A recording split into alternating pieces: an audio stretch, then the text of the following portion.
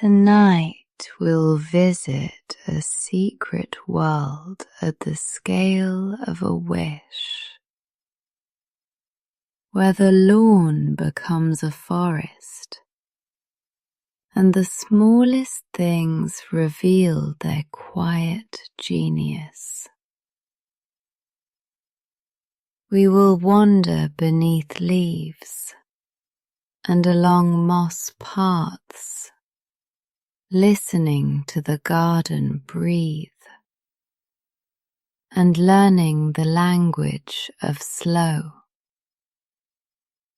From the moment you find yourself no taller than a dandelion stem, the lawn becomes a strange and welcoming country.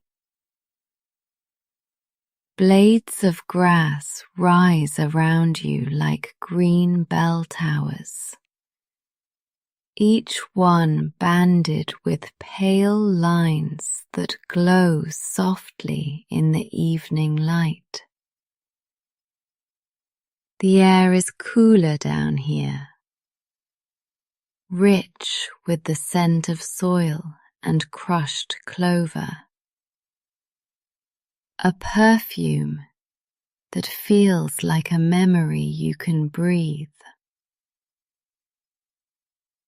A tiny breeze arrives and passes with the sound of silk being folded, barely stirring the fine hairs along the stems. Near your feet, a pebble shows its hidden colors, flecks of rose and slate that you never noticed when you were larger. You reach out to steady yourself against a blade and feel its faint ridges, as if a carpenter planed it with a careful hand.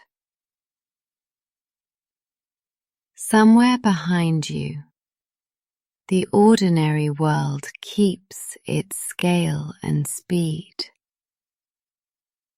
But in the undergrowth, everything is slow and attentive. Your foot sinks slightly into a patch of moss that yields like a cushion, then springs back as if it has been waiting just for you. Between the stalks, a corridor opens, like a hallway in a cathedral, and you step into it with a quiet sense of ceremony. A hush settles over the scene, not an absence of sound, but a gentle agreement that all noises will arrive softened and kind. Dew has gathered from the day and evening round glass lanterns that cling to edges and hang from tips like perfect fruit. Each bead holds an entire inverted world, a little moonlit village whose roofs are leaves and whose streets are veins. When you lean close, your reflection becomes a traveller in a droplet, a guest walking across a curved, bright floor. You brush a fingertip to one dew globe, and it rolls along the blade with a sound like a tiny bell, pausing by your knuckle. A ladybird lands nearby with the softness of a falling petal, her red shell polished as if it were recently lacquered. She opens and closes her wings once, testing the hinge, and then begins to toddle ahead with clear purpose along a groove. You follow at a respectful distance, matching your breath to her gentle pace, hearing the faint tap of her miniature feet. At the path's edge, a bent needle of pine leans like a handrail, and you take it gratefully to steady your steps. The ladybird passes beneath a clover leaf that curves like a canopy, its underside pale as milk and cool against your cheek. Dew gathers and drops somewhere far off, and you could swear the undergrowth sighs, as if relieved to be noticed. The path broadens into a busy roadway of ants, a shining black river that flows in two calm directions. They carry bread crusts and seed hulls, and silvery flakes that look like clouds torn into squares, balanced above their heads.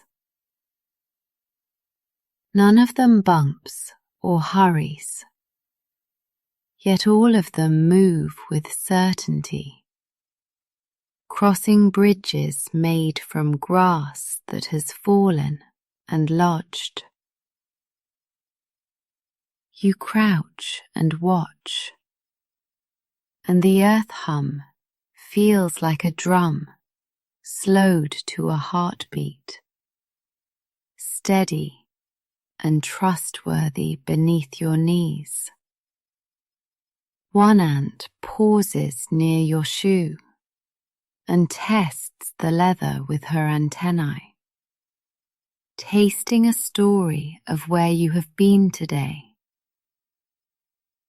She decides everything is acceptable and continues along the line, vanishing into a crease of soil with dignified speed. The procession is so self-contained that you lower your gaze and feel your own thoughts fall into tidy columns beside theirs. Where the road narrows, two ants meet and exchange a moment of greeting, a brief head-to-head that looks like a nod. You thank the ants silently for their lesson in order and patience, and the thanks seems to ripple gently along the line.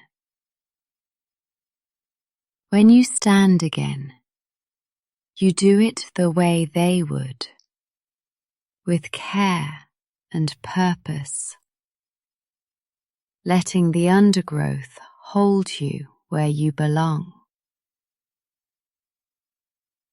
Beyond the ant road lies a lake no wider than a dinner plate, but to you it stretches like evening across a small world.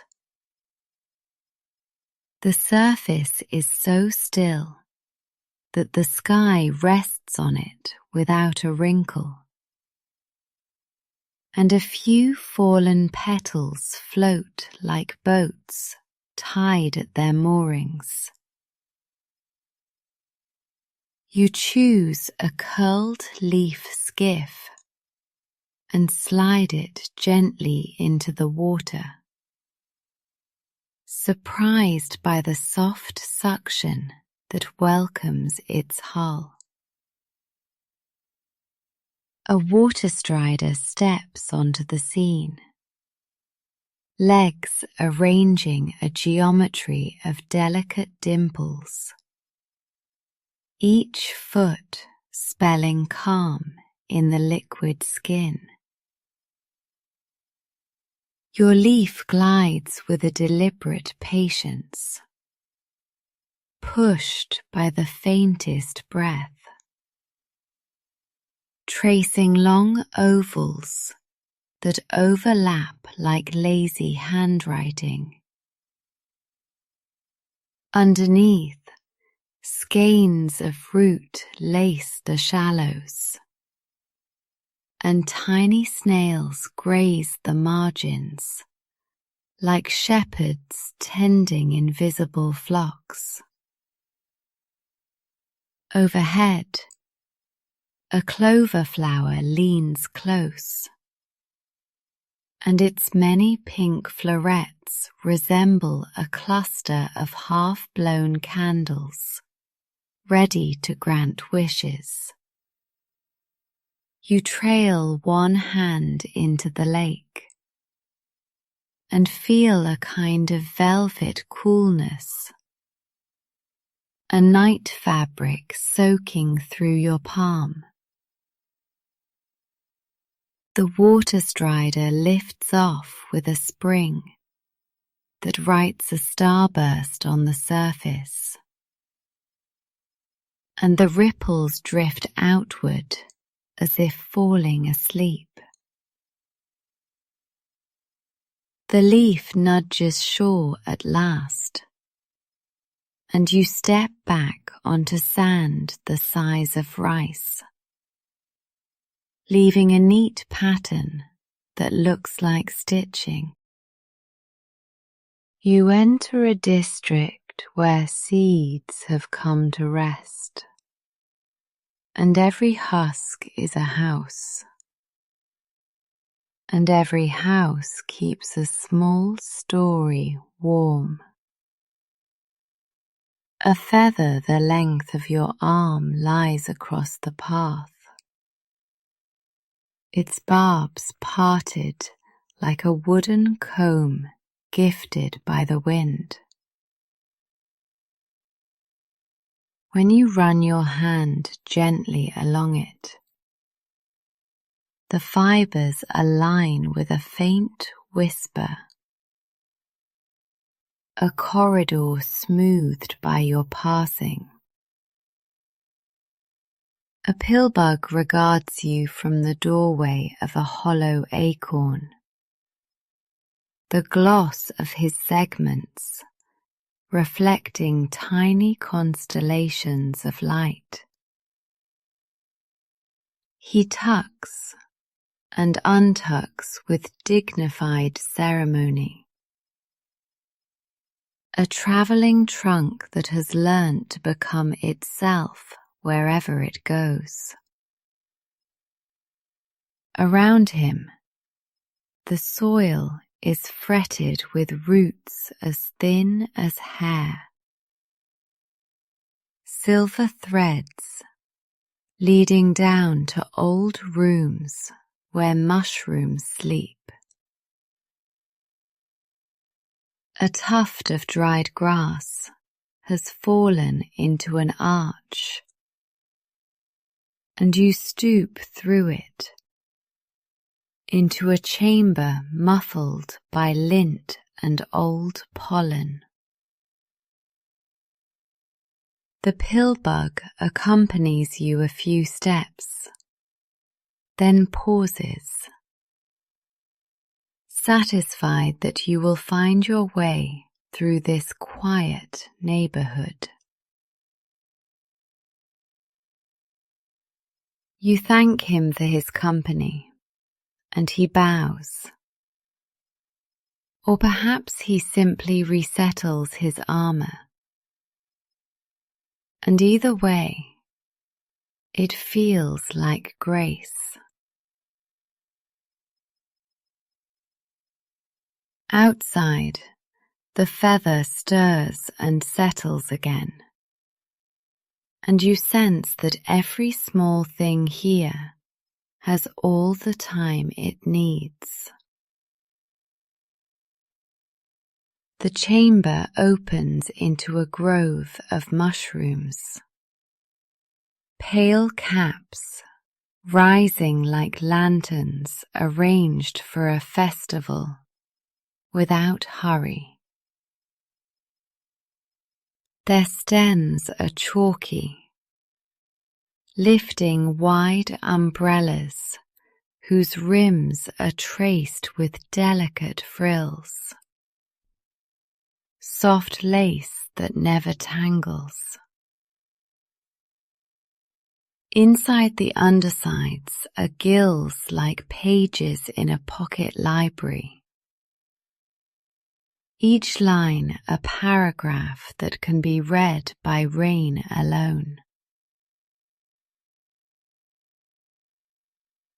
You sit on a stump the size of a ring box and lean back, smelling the mild sweetness that mushrooms offer to the patient air.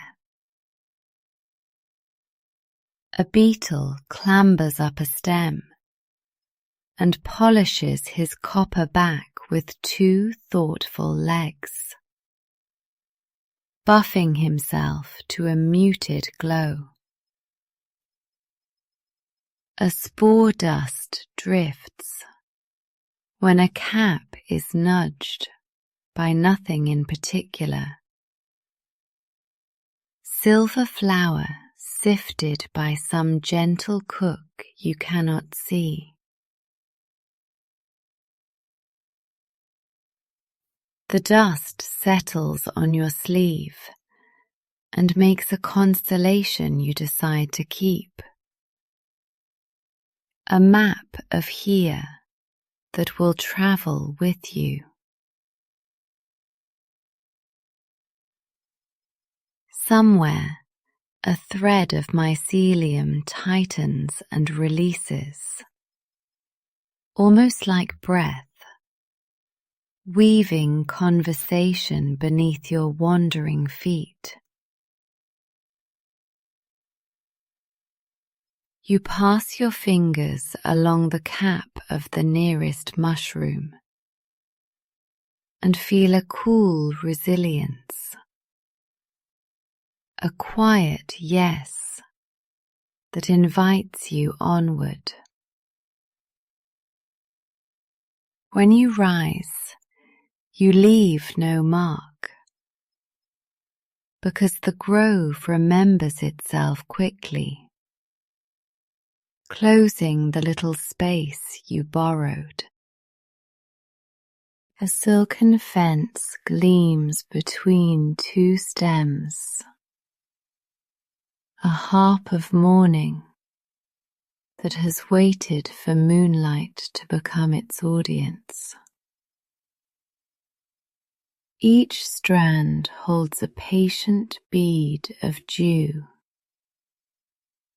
a rosary of clear notes that turn the dimness into a slow chandelier. The spider waits at the frame, compact as a thumbprint and composed as a watchmaker, her legs touching several lines at once. The web is neither trap nor threat to you at this scale, but an instrument, and the breeze is a practiced musician. When wind passes, you hear the sound as a suggestion rather than a song, a hint that everything is connected by imagined threads.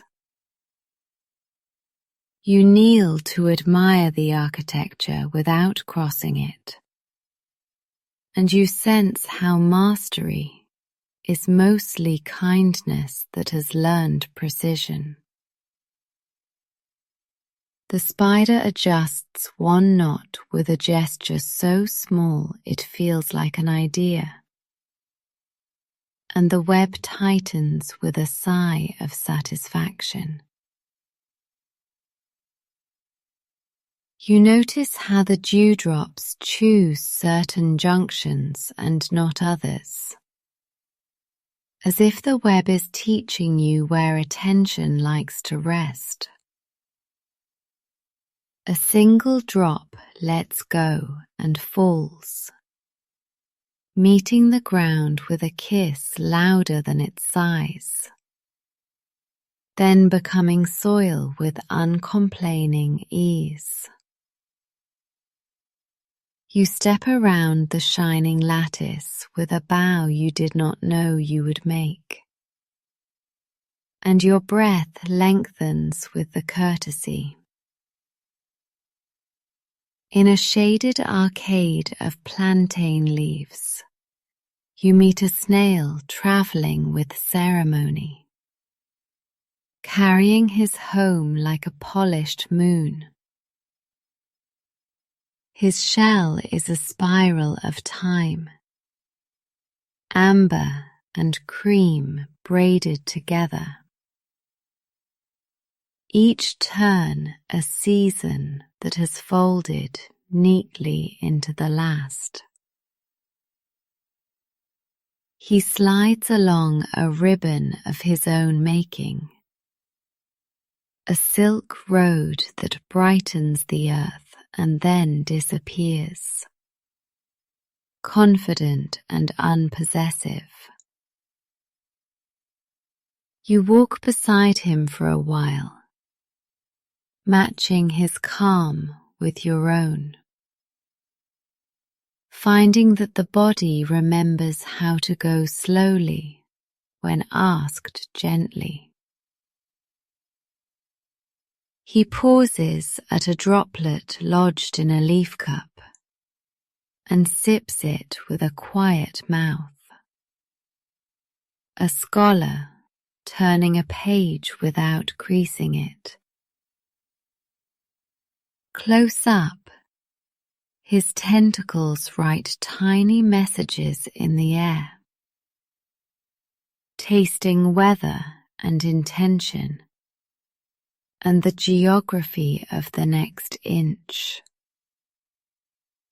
You realize that purpose does not require haste,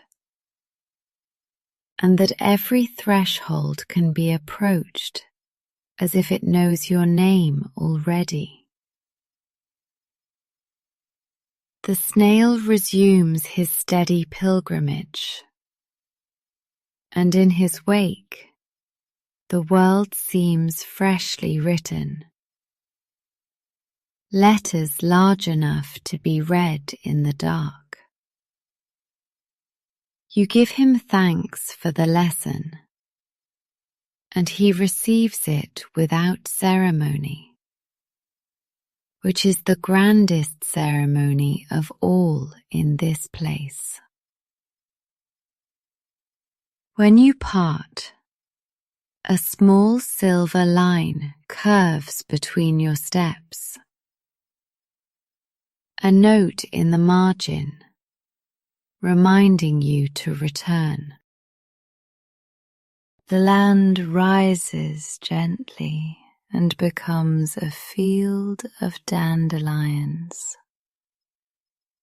Bright suns balanced on hollow stems, with soft green ankles. One head has gone to seed and turned into a white planet. 1,000 tiny parachutes waiting for the lift of a thought. You cup both hands around it and breathe slowly. And one feathery seed loosens its grip and settles on your palm like a blessing. You step onto the seed in trust and the air accepts you, raising you just above the sward, the way a lullaby raises the heart. The world becomes a lace of stalks, and the ground withdraws into pattern, and you soar as far as a tall child's shoulders.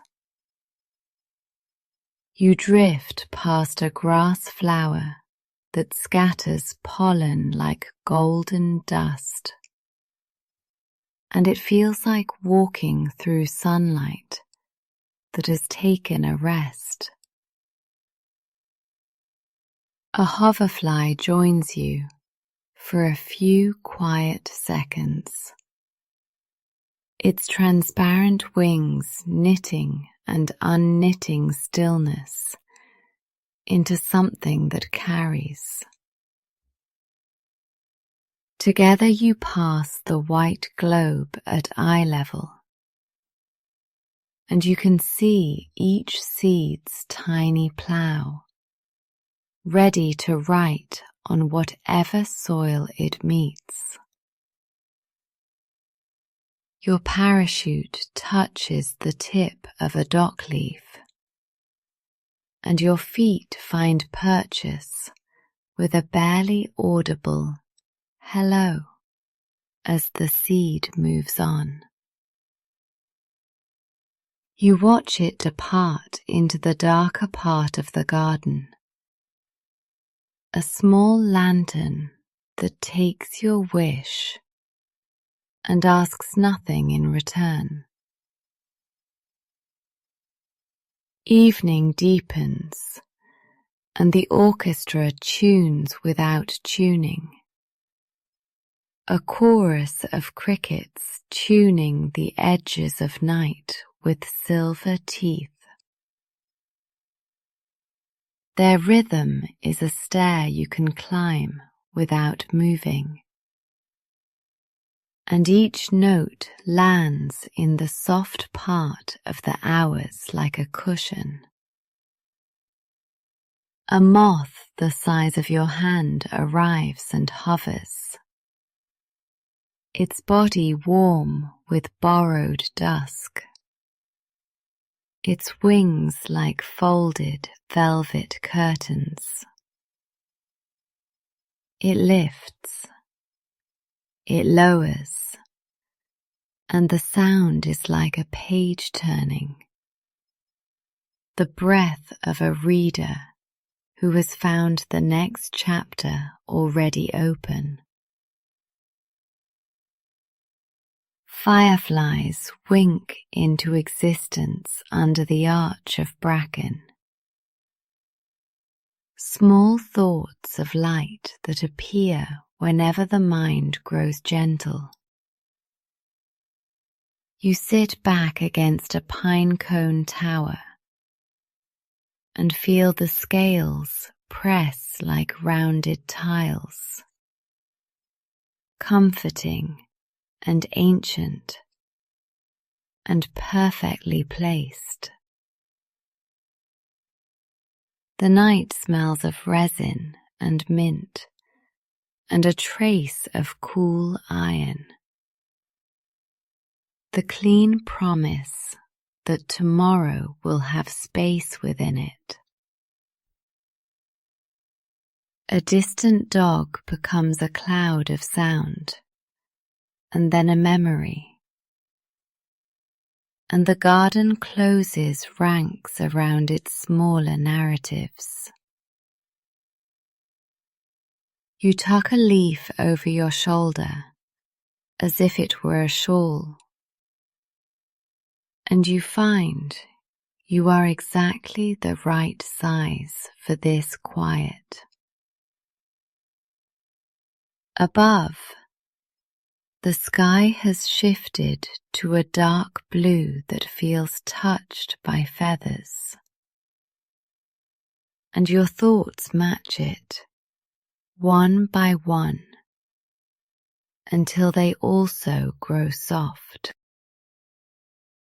a weather change whispers through the grass,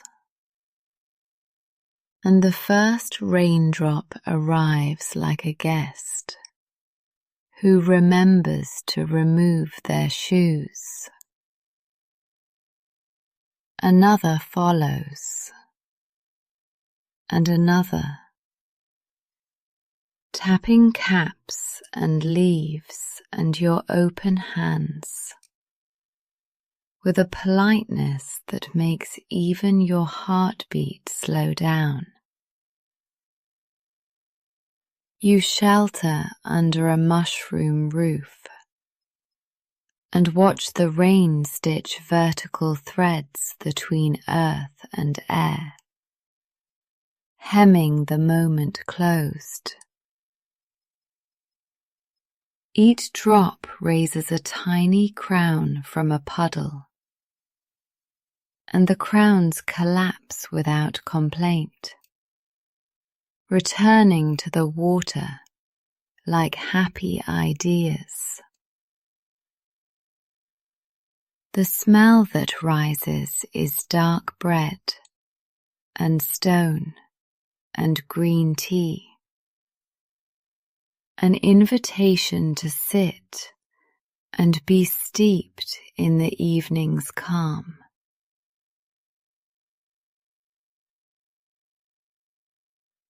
A rivulet begins at the tip of a leaf and finds its path with genius, curving around an obstacle and writing a new sentence in the soil.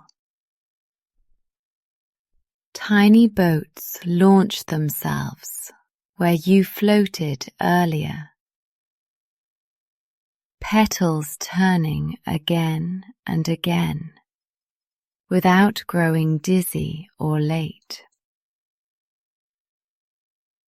Somewhere in the mulch, a small brook begins to speak, traveling inches with the self-assurance of a river that knows the ocean. You listen until your listening and the rain are the same activity. A circle that doesn't need to be broken to be complete. When the shower softens, the mushroom releases its stored drops all at once.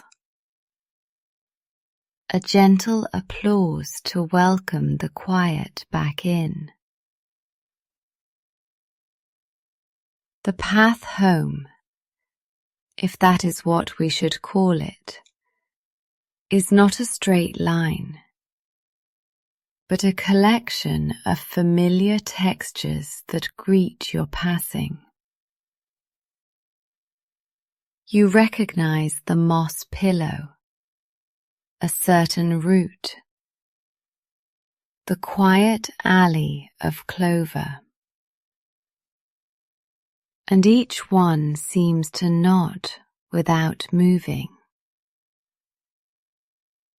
Your steps slow even more as you approach a hollow between two stone pebbles.